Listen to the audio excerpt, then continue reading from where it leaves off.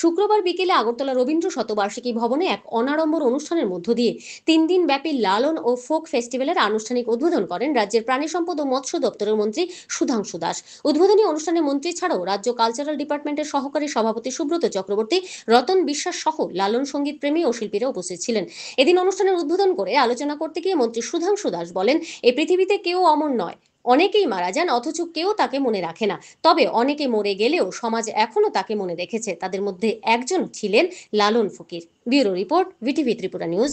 জন্মেলে মরিতে হবে, কে কোথাও অমর নয়, পৃথিবীতে কেউ অমর থাকে না। প্রত্যেক দিন কিছু মানুষ, কিছু নবজাত শিশু জন্মগ্রহণ করছে, আবার প্রত্যেক দিন কিছু মানুষ বিভিন্ন কারণে মারা যাচ্ছে। আমরা দেখছি আমাদের সমাজে কিছু মানুষ জন্মগ্রহণ করার পরে শৈশব থেকে যৌবন, কৈশোর থেকে যৌবন, তারপর প্রাপ্তবয়স্ক, একসময় বৃদ্ধ, একসময় প্রকৃতির নিয়মে মারা যায়। পরিবার কেউ 1 বছর, কেউ 2 বছর মনে রাখে, সমাজ 1 সপ্তাহ 2 সপ্তাহ মনে রাখে, তারপর ভুলে যায় স্বাভাবিক কারণে, প্রকৃতির নিয়মে।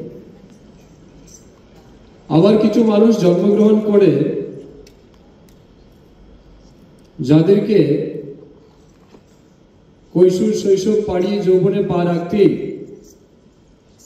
মানুষের হৃদয়কে আলোড়িত করে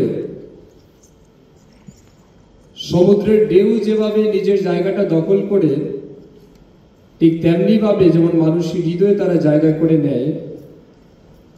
এমন কিছু ব্যক্তিত্ব আছে যাদেরকে তাদের জন্মের কারণে নয়, তাদের কর্মের কারণে, তাদের ব্যক্তিত্ব কৃতিত্বের কারণে সমাজ এবং মানুষ তাদেরকে চিরদিন স্মরণে রাখে।